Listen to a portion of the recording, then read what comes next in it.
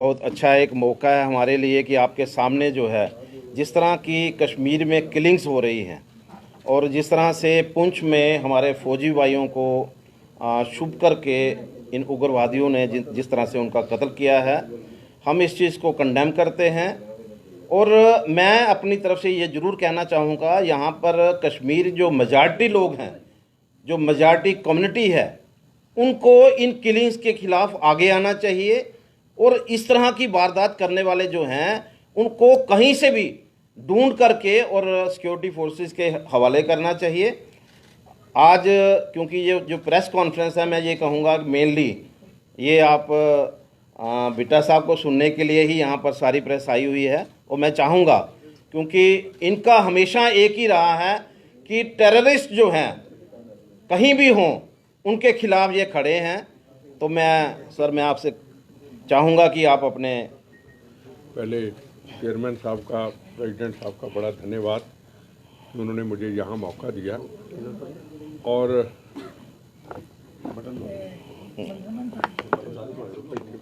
चलो चलो चलो और आपसे भी मैं क्षमा मांगता हूँ, क्योंकि मौसम खराब होने के कारण प्लेन अमृतसर में लैंड किया आधा घंटा, तो मैं आपसे क्षमा मांगता हूँ। मेरा ख्याल है कि मैं जब 370 धारा हटने की चर्चा चली थी तो मैं आपके पास आया था यहाँ पे, और जब एयरपोर्ट गया था तो वहाँ जब टेलीविजन के अंदर देखा, अनिल जी भंडारी जी मेरे साथ थे, तो टीवी के अंदर डिबेट की पार्लियामेंट का सेशन के ऊपर अमित शाह जी अपनी स्पीच कर रहे थे 370 धारा के ऊपर। और उस स्पीच को देखते देखते पहली बार उनकी मैंने स्पीच सुनी। मुझे ये था कि मैं प्लेन मेरा छोड़ दूं, प्लेन कल पकड़ लूं, पर इनकी स्पीच को मैं सुन लूं। मैं इतना प्रभावित हुआ। और मुझे उस दिन आपको कहा था कि 370 धारा हटेगी और हटनी चाहिए। मेरा ख्याल 10 दिन या 15 दिन के बाद 370 धारा हटी, अमन शांति आया। पत्थरबाजी, हिंदू मुस्लिम सिख ईसाई के खून के बने तिरंगे झंडे का बार बार अपमान, जवानों के ऊपर गोलियां, जवानों की रोज शहादत। हिंदुस्तान में कोई गांव, कोई ऐसा नहीं था जब जवानों के खून से लथपथ बॉडी तिरंगे झंडे के अंदर उसमें घर में पहुंचती थी। एकदम 370 धारा हटने के बाद एकदम हालात नॉर्मल हुए। और कई डिबेटों में आपने देखा होगा कि मैंने एक दिन पहले या 2 दिन पहले ही, शबनम लोन थी, तो डिबेट के अंदर कश्मीर में कई ऐसे लोग, सबको तो नहीं कहूँगा, जो हमेशा आतंकवादियों के लिए खड़े रहते हैं, जो कहते 370 धारा नहीं हटेगी। मैं तो 335 की बात की थी। आज डिबेट होती है। भगवान ने क्या कृपा की कि हमें 370 धारा हट के एक नया इतिहास रचा। जो 70 साल की कैंसर की बीमारी थी, उसके बाद आज आपके पास आ रहा हूँ, इसी जगह पे प्रेस कॉन्फ्रेंस थी, वो कैंसर की बीमारी को समाप्त कर दिया। अब ये सवाल होगा, आप सवाल पूछ भी सकते हैं, हक है, आज़ादी है, कि अब किलिंग क्यों शुरू हो गई। और बड़ी बड़ी पॉलिटिकल पार्टियां, मेरा को बीजेपी से, किसी पॉलिटिकल पार्टी से लेना देना नहीं। मेरे लिए प्रथम राष्ट्र है, चाहे पंजाब का आतंकवाद है, चाहे जम्मू कश्मीर का आतंकवाद है, चाहे छत्तीसगढ़ का नक्सलिज्म है, या झारखंड में है। मेरी आवाज सिर्फ टेररिज्म के खिलाफ होती है। हमने मौत का कफन बांध करके, हजारों जवानों ने, हजारों हमारे दोस्तों ने, हजारों पॉलिटिकल पार्टियों के लोगों ने शहादत कुर्बानी दी। हमने वहां अमन शांति दिया। अब सवाल सबसे बड़ा ये कि अब किलिंग क्यों शुरू हो गई। किलिंग इसलिए शुरू हुई कि पाकिस्तान की ISI, पाकिस्तान बुखला चुका है कि इतने सालों से उनकी जो जद्दोजहद थी कि हिंदुस्तान को कश्मीर से अलग करना, पंजाब को हिंदुस्तान से अलग करना, पहले पंजाब में उनको मुंह की खानी पड़ी, AK-47 गोला बारूद, जगह जगह से कत्लेआम, 36,000 बेगुनाहों का खून। कौन था जिम्मेदार? पाकिस्तान था। हथियार तो वहीं से आते थे, मेड इन पाक एंड या मेड इन चाइना। अब कश्मीर के अंदर इतनी पॉलिटिकल पार्टियों ने राज किया, पर 370 धारा हटाने की किसी ने हिम्मत नहीं की। अगर हटाने की कोई चर्चा चलती, यही होता था, पता नहीं आग लगेगी, हिंदुस्तान में कत्लेआम होगा, राम जन्मभूमि का निर्माण होगा, जगह जगह दंगे होंगे। एक भी गोली 370 धारा हटने के बाद 1 साल तक को गोली नहीं चली, हल्का फुल्का चलता रहा। जवानों की शहादत नहीं होनी चाहिए थी, हुई, वो भी तब हुई 100 मारे फिर अपनी कुर्बानी दी। अब सबसे बड़ा इस बात को लेके पाकिस्तान बुखला चुका। अब उन्होंने क्यों ऐसे लोगों को टारगेट करना शुरू किया? सुरक्षा नहीं है उनके पास। एक डॉक्टर साहब थे, कितने सालों से लाल किला, वहां चौक के अंदर, लाल चौक था शायद, लाल चौक, वहां उनकी दुकान थी। हिंदू, मुसलमान, सिख, ईसाई, जो दवाई कहीं नहीं मिलती थी, जम्मू में भी उनके पास मिलती थी, प्लेन से स्पेशल आती थी, सुबह पहुंचाते थे। उनके अंदर मजहब धर्म नहीं था, एक ही मजहब धर्म था, मानवता की रक्षा करना उन्होंने की, उनको नहीं छोड़ा। एक हमारी बहन प्रिंसिपल सिख समुदाय से, पर अपने खून पसीने की तनख्वाह से कश्मीरी बच्चियों को उनकी फीस भरती थी, 3 के 4, 15,000 रुपया, जो मुझे उन्होंने बताया। मानवता थी, कोई हिंदू मुस्लिम सिख ईसाई की लड़ाई का खेल नहीं था। पर एक सवाल का जवाब सबसे बड़ा उठता है, हमने भी तो पंजाब के अंदर लड़ाई लड़ी, खालिस्तान के खिलाफ लड़ाई लड़ी। कहते थे बेटा खालिस्तान के खिलाफ है। मैं कहा हाँ, हमारी कौम का गद्दार है, बिल्कुल कहो। मानवता का, भारत माता का गद्दार नहीं हूं मैं। जो गुरु गोविंद सिंह महाराज ने, गुरु तेग बहादुर महाराज ने हिंद की चादर मानवता की रक्षा के लिए कुर्बानी दी थी, हम उस असूलों पर चले। तो वहां के कश्मीरी एक्टिविस्ट क्यों ना निकले बाहर? जो बड़े बड़े चैनलों में आते, क्यों मैदाने जंग में ना आए? जब हमने मौत का कफन बांध करके, सरदार बेअंत सिंह चीफ मिनिस्टर पंजाब रहे, KPS गिल, हमने लड़ाई लड़ी, तो इनको लड़ाई लड़ने में क्या दिक्कत है? कि हर चीज पुलिस फोर्सेस लड़ेगी, फौज लड़ेगी, BSF लड़ेगी, CRP लड़ेगी, ये लोग क्यों ना करें? ये पाकिस्तान का सबसे बड़ा एक आसान टारगेट है कि किसी के पास सुरक्षा नहीं, गोली का निशाना बना दो। अरे आप में हिम्मत है ना, चैलेंज करते हैं। मैं चैलेंज करता हूं, पंजाब में चैलेंज करता था। लड़ना चाहते हो ना, मैं आता हूं, अपनी सरकारी सुरक्षा छोड़ के आता हूं, अपने लाइसेंसी हथियारों के साथ आता हूं। आओ सीधी सामने फायरिंग करते हैं, आ जाओ। ये बुजदिल, ये कायरता, ये कौन सी बहादुरी है भाई? पाकिस्तान से हथियार लाओ और देखा एक इनोसेंट व्यक्ति दुकान पे खड़ा है, दुकान पे बैठा है, एक मेरी बहन बच्चों को शिक्षा दे रही है, हिंदू मुसलमान सिख ईसाइयों को शिक्षा दे रही, गोली मार दी। ये कौन सी बहादुरी है भाई? मैं चैलेंज करता हूं। मैं श्रीनगर भी जाके चैलेंज किया था आज से 10 दिन पहले कि आओ, कहां हूं मैं, कौन सी जगह पे कश्मीर पे आऊं, भागना मत, गोली मेरी भी चलेगी, साली पूरी निशाने पे मारूंगा, पर मेरे साथ सरकारी सुरक्षा नहीं होगी। आप कायरता की बात करनी, ये बुजदिली की बात करनी, इसको बहादुरी कहते हैं, इसको शेरे कश्मीर कहते हैं, इसके जुझारू कहते हैं। एक बात मैं कश्मीर के अपने भाइयों को, बहनों को, मैं सबको कहना चाहता हूं, ये आज का भारत है, 21 का भारत है। ये इस भारत के अंदर अगर आप ये सोचोगे कि दबाव डाल करके 370 धारा के ऊपर चर्चा करेंगे, जो पॉलिटिकल पार्टी ये कहे, कोई भी पॉलिटिकल पार्टी हो, कि 370 धारा पे चर्चा होनी चाहिए, वो मुल्क का गद्दार है। वो उन शहीदों के साथ जिन्होंने मातृभूमि की सीमाओं की, मानवता की रक्षा के लिए अपने जीवन को कुर्बान किया। 40 जवान पुलवामा में शहीद हुए थे। अगर 40 जवान की शहादत ना होती तो शायद 370 धारा ना हटती, शायद सर्जिकल ऑपरेशन ना होता। 40 जवान हमेशा याद रहेंगे जिन्होंने अपनी शहादत का जाम पी के एक नींव रख दी खून से कि 370 धारा हटेगी, हटी।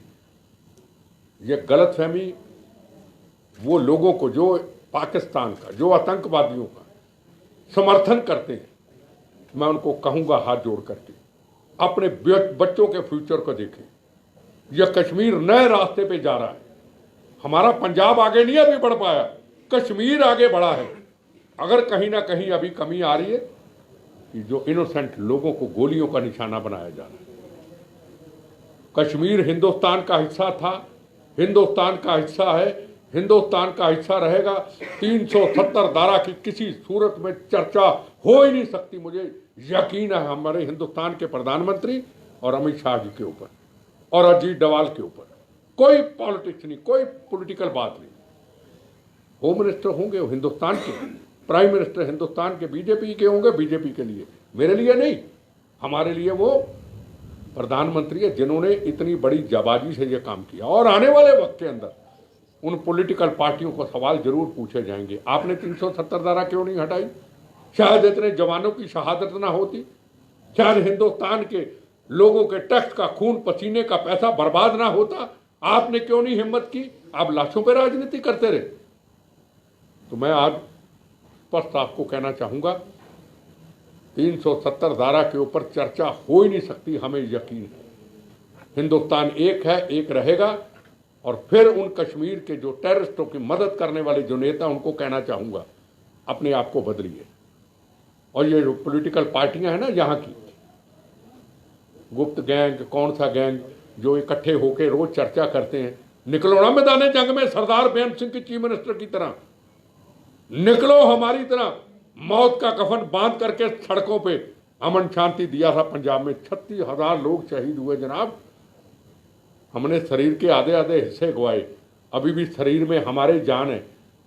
हम भी आज होम मिनिस्टर होते, हम भी आज चीफ मिनिस्टर होते, हमने दूर कर दिया। हमें पता है मौत से हमारी जारी है, आज नहीं तो कल जाना है। मानवता की रक्षा करना ही सबसे बड़ा कर्म है। क्यों नहीं निकलते बच्चे इनके फॉरेन में, और यहां पे इनोसेंट लोग और आतंकवादियों को मरवाते हैं। ये क्यों नहीं सड़कों पे निकलते? और जब बयान भी देते हैं चूहे की तरह बोलते हैं, कहीं एक समुदाय नाराज ना हो जाए।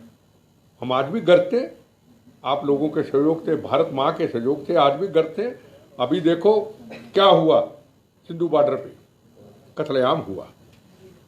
काय को मार के टांगा जाता है ना, ऐसे टांगा उस आदमी को, कोई नहीं बोला।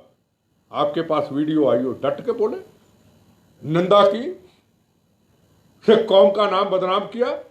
बताइए इनमें से कोई बोलता है? कोई नहीं बोलता।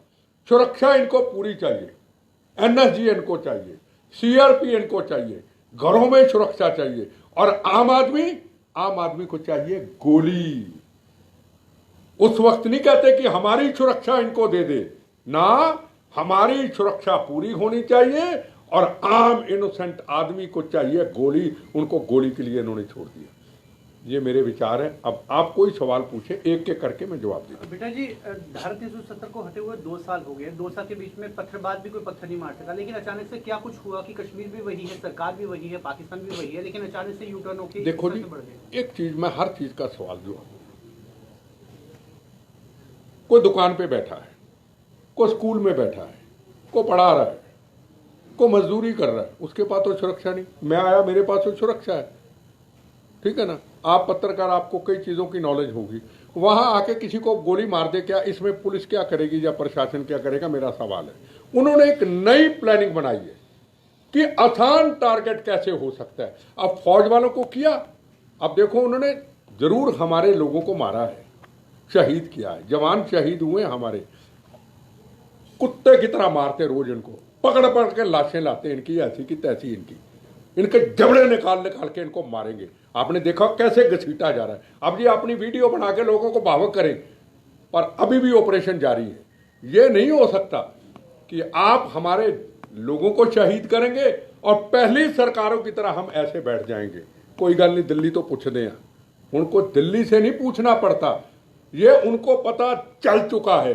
जिस दिन हम वार करेंगे, 5 शहीद करेंगे, हम उनके 50 ठोकेंगे, ठोक ठोक के मारेंगे, तड़पा तड़पा के, कुत्ते को जैसे मरे को घसीटते हैं ना, ऐसे घसीट के मारेंगे। रोज आप देख रहे हैं, ये देखो आसान टारगेट है। इसमें हम कहें गवर्नर साहब कमजोर है, इसमें कहें हम अमित शाह जी कमजोर है, इसमें कहें प्रधानमंत्री, नहीं, पॉलिटिकल पार्टियों को यह सोचना है। क्या प्रधानमंत्री जी की तरफ से, क्या अमित शाह जी की तरफ से, क्या होम मिनिस्ट्री की तरफ से, क्या दिल्ली के गवर्नर की तरफ से, क्या जम्मू कश्मीर की तरफ की पुलिस से, क्या सीआरपी से, क्या कोई कमी आई है तो मुझे बता दीजिए, मैं उसका जवाब दे देता हूं। ये रास्ते में जाते हुए किसी की किलिंग करनी, उसके अचानक है, पर उसका जवाब साथ साथ दिया जा रहा है। मुझे लगता है सरकार इसके ऊपर भी कुछ सोचती है। बेटा जी, मेरा सप्लीमेंट्री है। मेरा क्वेश्चन ये था कि फोर्सेस वहां पर पहले डिप्लॉयड थी, अब फोर्सेस कम की गई है, तो क्या कश्मीर का सोल्यूशन सिर्फ इतना है कि वापस फोर्सेस डिप्लॉय कर दी जाए ताकि 2 साल जिस तरह से शांति रही उसी तरह से शांति रहे? देखो एक बात है, उनको पता चल गया होगा, होस्ट आपने बताया, मुझे नहीं पता कि कम की है। सरकार ये भी चाहती होगी, आपको देखा होगा महबूबा मुफ्ती और पॉलिटिकल पार्टियां, फारूक अब्दुल्ला जी, उनके साथ बातचीत हुई, मैं भी टीवी डिबेट में था, मेरे के कश्मीरी पंडित भाई थे, उन्होंने कहा ऐसा नहीं होना चाहिए था, मेरा विचार अलग था। पंजाब में भी लोकतंत्र आया, अकाली पार्टी, बीजेपी, सबने अलग अलग सरकारें बनी। सवाल सबसे बड़ा ये है कि लोकतंत्र जब आ गया, जब हालात नॉर्मल हो गए, तो सरकार की ये भी कोशिश रहती है कि हम ऐसा माहौल बनाएं कि किसी को ये ना लगे हम फोर्सेस के सहारे करें। तो पॉलिटिकल पार्टियां पंजाब की तरह आगे आए, उन्होंने मौका दिया, उन्होंने ये नहीं कहा हम तानाशाही करेंगे, उन्होंने सारी पॉलिटिकल पार्टियों से बात की, पर उन पॉलिटिकल पार्टियों ने भी तो हिम्मत नहीं की ना, हमारी तरह पंजाब की तरह निकलते, कांग्रेस की तरह निकलते, बीजेपी की तरह निकलते, सीपीएम सीपीआई की तरह निकलते, मैदानी जंग में निकलते। वो तो कहते हमें बस सत्ता कुर्सी चाहिए, उसी से थोड़ा काम गड़बड़ हुआ। ये बात बेटा जी, मेरा सवाल है, आपने 370 का नाम लिया और 370 का हाँ। नाम लिया, 2 साल हो गए जम्मू कश्मीर की 2 यूटीज बने हुए, लेकिन वर्तमान समय में जम्मू कश्मीर में सबसे ज्यादा अनएम्प्लॉयमेंट है। वर्तमान समय में जम्मू कश्मीर ऐसा प्रांत है जो सबसे महंगा प्रांत है, तो वर्तमान समय में जम्मू कश्मीर सबसे ज्यादा डिस्टर्ब है due to the civilian killings. आज भी बस स्टैंड और रेलवे स्टेशन चले जाए तो आपको बड़े सारे वहां पे लोग मिलेंगे। अकाउंटेबिलिटी किसकी है? देखो मेरी बात सुनो, 70 साल की कैंसर की बीमारी, 70 साल थोड़े नहीं होते, 70 साल की बीमारी को कैंसर से उखाड़ के फेंकना, डेढ़ पौने 2 साल तो आपने नॉर्मल देखे। ये तो अभी 15-20 दिन 2 महीने में ये खेल हुआ, नॉर्मल तो हुआ। दूसरी पॉलिटिकल पार्टियों ने क्या साथ दिया जी नरेंद्र मोदी जी का? मेरा आपसे सवाल है, कोई भी पॉलिटिकल पार्टी हो, सर्जिकल ऑपरेशन हो, इन्होंने सवाल उठाए, उड़ी का हो सवाल उठाए, पुलवामा पे हो सवाल उठाए, 370 धारा हो सवाल उठाए, कश्मीर के और मुद्दों के ऊपर इन्होंने सवाल उठाए। साथ किस पॉलिटिकल पार्टी ने उन योद्धों का दिया? मेरा यह सवाल है।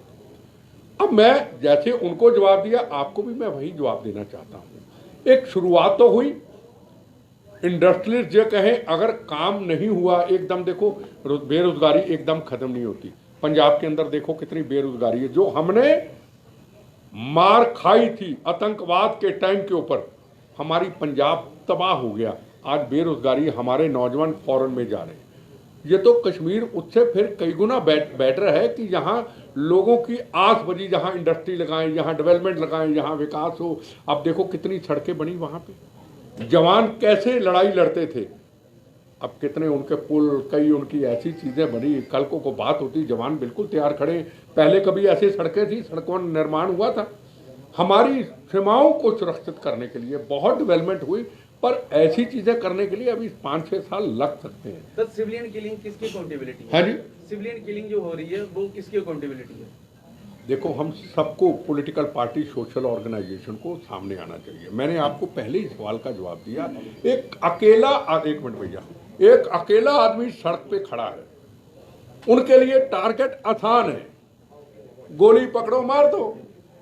क्या अगर कोई उनका पता चल जाता है कि इसने मारा, क्या उसको छोड़ा जा रहा है? पहले तो बंद कर देते थे, फिर छोड़ देते थे, फिर नेता बन के गाड़ियों में सेरे डाल के आते थे। आज इनकी हालात का, कोई ईडी में पकड़ा जा रहा है, कोई किस में पकड़ा जा रहा है। कोशिश तो जारी है ना।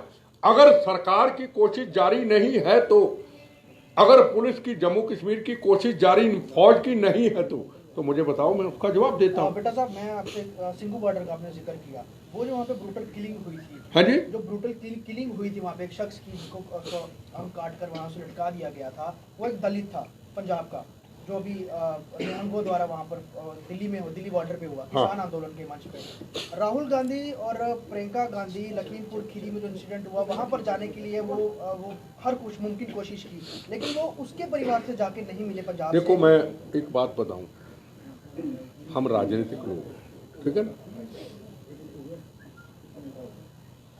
मैं ये महसूस करता हूं, पहली बात तो मैं इस पॉलिटिक्स में पढ़ना नहीं चाहता। विरोध सबको खुल के करना चाहिए था, किसी ने विरोध नहीं किया, अभी भी डर रहे हैं विरोध करने पे। सिर्फ भगवान की कृपा से जो सच था मैंने उसकी आवाज उठाई। कोई भी ऐसा काम हो, डेड बॉडी के ऊपर पॉलिटिक्स नहीं होनी चाहिए। जो भी सामने आए खुल के वहां पे खड़ा हो, ये होना चाहिए था। वो किलिंग जो है, उस किलिंग ने हमारी कौम पे बहुत बड़े सवाल उठा दिए। कभी औरंगजेब जुल्म क्या करता था, गुरु महाराज गुरु गोविंद सिंह जी के साहिबजादों को नींव में चनवा दिया गया, गुरु तेग बहादुर हिंद की चादर को किस तरीके से जुल्म किए गए। जो कौम मानवता की रक्षा के लिए मानी जाती थी, आज उस कौम के ऊपर इन झूठे निहंगों ने, झूठे एक बाबा बुढ़ा दल है, बड़े साफ सुथरे निहंग साहब हैं, पुराना इतिहास है, महाराजा रंजीत सिंह की फौज के वो जंग करते थे, काबुल कंधार तक राज था। इन्होंने हमारी कौम पे बड़ा दाग लगाया है। इसके लिए सारी पॉलिटिकल पार्टी, हर धर्म को उनका विरोध करना चाहिए। किसान आंदोलन इससे हुआ है, इन लोगों की वजह से बदनाम हुआ है। जो लोग आंदोलन कर, किसान जो एक्चुअल किसान है जो आंदोलन कर रहे हैं, पहली बात तो सुनो, अच्छा किसान अच्छा ही होता है। सबसे अगर बुरा इंसान है तो वो टकैत है। जो किसान आंदोलन पंजाब का था, जिनका राजनीति मकसद था ही नहीं, जिनका इलेक्शन सता मकसद था ही नहीं, वो पंजाब के बोलो वाले आंदोलन, उनका जो किसान आंदोलन था, हाईजैक करके ले गया, क्योंकि उसने यूपी में चुनाव लड़ना है। आंदोलनकारी है तो आंदोलनकारी रहो। टकैत ने आके सारे सिस्टम को खराब किया। तिरंगे झंडे का भी अगर अपमान हुआ है तो उसका जिम्मेदार टकैत है। अगर ये कत्लेआम हुआ है तो उसका जिम्मेदार टकैत है। डॉक्टर फारूक अब्दुल्ला कह रहे हैं पाकिस्तान से बात करो, महबूबा मुफ्ती भी कहती है पाकिस्तान से बात करो। तो क्या लगता है घाटी के नेता खुलकर आतंकवादी के विरोध में प्रदर्शन क्यों नहीं करते, क्यों आवाज नहीं उठाते आतंकवादी? इनकी ऐसी की तहसीब, पाकिस्तान से बात करो, भूखे नंगे चोर बदमाश से पाकिस्तान से बात करेंगे? जो इतने सालों से गोलियां चला रहा है उससे बात करेंगे? हम मुल्क के साथ गद्दारी करते हैं? हमने पंजाब के अंदर खालिस्तान को समाप्त किया, कि हमने आतंकवादियों से बात की? हमारे जीते जी हम दावे से कहते हैं पाकिस्तान से कभी बात नहीं हो सकती। पाकिस्तान से बात होने की चर्चा चली थी जब नवाज शरीफ को मिलने नरेंद्र मोदी गए थे दुबई से। हमने विरोध किया था कि यह गलत है। चलो कोशिश ये हुई भी, उन्होंने कहा भी हिंदुस्तान को बदनाम दुनिया में किया जा रहा है, हम बैठ के बातचीत करते हैं ना, मानवता का कत्लेआम उधर हो ना इधर हो, आम आदमी का नहीं कोई शहीद होना चाहिए ना। उन्होंने कोशिश की, क्या मुझे पता था क्या होगा, कुछ करेंगे। पठानकोट की घटना, दीनानगर की घटना, पाकिस्तान नहीं सुधरा, वो सुधर ही नहीं सकता। उसके बाद आज तक गोली चलाती, एक गोली चलती 100 चलाते। पाकिस्तान तो नहीं सुधर। ये पाकिस्तान एक ऐसा मुल्क है, ये आतंकवाद की फैक्ट्री है, एक ये और एक तालिबान। अब इमरान खान के पत्रकारों ने क्या कहा, प्रवक्ता ने, हम तालिबानियों के, अफगानियों के कंधे पर रख के बंदूक चलाएंगे। वो कोशिश आपके सामने रिजल्ट है, वो शुरुआत हुई। अगर हमारी सीमा सुरक्षित ना होती, अगर हमारी डिफेंस पॉलिसी सुरक्षित ना होती, अगर 370 धारा ना हटी होती, तो आज कश्मीर की, हमारे देश की हालत क्या होती। और मैं सवाल पूछना चाहता हूं, क्या पिछले 6 साल के अंदर, ये मत समझना मैं किसी की वकालत कर रहा हूं, क्या 370 धारा हटने के बाद, जब उससे पहले क्या 26/11 जैसी घटना हुई, क्या पार्लियामेंट जैसी घटना हुई, क्या जयपुर के अंदर 120 लोग एक दिन के मारे शहीद हुए, क्या हुआ? क्या ट्रेनों के अंदर जगह जगह में, बॉम्बे के अंदर ब्लास्ट हुए थे, हुआ? नहीं। पूरे हिंदुस्तान में आतंकवाद पे कंट्रोल हुआ। अभी कसर कुछ है तो वो कश्मीर के अंदर है, उसका भी रिजल्ट आपके सामने है। क्यों आखिर पाकिस्तान से बात करना चाहते हैं डॉक्टर फारूक अब्दुल्ला? या तो कह दिया ना, जवाब दे दिया। मैं क्या कहूँ उनके बारे में। जो पाकिस्तान से बात करने की बात करता है वो मुल्क के साथ धोखा करता है, मुल्क के साथ गद्दारी करता बेटा है। जी एक सवाल है आपसे। एलजी मनोज सिन्हा जी ने प्राइवेटाइजेशन के लिए इनविटेशन दिया, बाहरी जो भी एंटरप्रेन्योर्स हैं, जितने भी बिजनेसमैन हैं कि आप घाटी में आइए, इन्वेस्ट करिए। उसके बाद डेपुटेशन दिल्ली से कश्मीर घाटी का उन्होंने दौरा किया, जम्मू में तमाम लोग पहुंचे। उसके बाद से किलिंग का दौर शुरू हुआ और लेबर क्लास वहाँ से प्लान करके जम्मू पहुंची। इसको कैसे देखते हैं? देखो, मैं पहले भी इनको सारे सवालों का जवाब दिया। मैं आपको बताऊं, यहाँ डेवलपमेंट और विकास और बिजनेसमैन व्यापार तेजी से शुरुआत हो रही है, तेजी से। वो पाकिस्तान बुखला गया इस चीज को लेकर के। भाई अब जो डेवलपमेंट होगी, विकास होगी, हमारा तो मुद्दा ही खत्म हो गया। हमारे पास मुद्दा ही कश्मीर था, हम तो कश्मीर के मुद्दे के ऊपर पॉलिटिक्स करते थे। सब एक ही सवाल का जवाब है, यही है, डेवलपमेंट, विकास, सड़कें और जवानों के लिए रास्ता तैयार। आओ, चाइना से आओ, पाकिस्तान से आओ, सारों तैयार खड़े। आगे तो टूटे रास्ते से जाते थे, गाड़ियां रुक जाती थी, अब पूरा तैयार है। ये उसको देख के बड़ी तकलीफ हुई। लेकिन सर ये सिनेरियो जो बना है, जैसे मजदूर क्लास वहाँ पे नहीं टिकने को तैयार है क्योंकि उनको डर का माहौल बन गया, तो बाहरी लोग वहाँ कैसे इन्वेस्ट करेंगे? देखो मेरी बात सुनो, सवाल है कि हमें भी तो हौसला रखना पड़ेगा। पंजाब में भी ऐसे मजदूर गए थे। पंजाब में क्या था? ऐसे ही था, ट्रेनों से निकाल के सिख भाइयों को छोड़ दिया जाता था, हिंदू भाइयों को गोलियां का निशाना बना दिया जाता था। यही होता था। मजदूर उस वक्त भी बिहार और यूपी से वापस चले गए थे। तो दहशत का माहौल कोशिश करने की वो कोशिश कर रहे हैं, और मुझे लगता है कि उसका जवाब पूरा दिया है। हाँ, हो गया यार। देखो, मैं बार बार दूंगा तो कितनों को। हाँ, जी।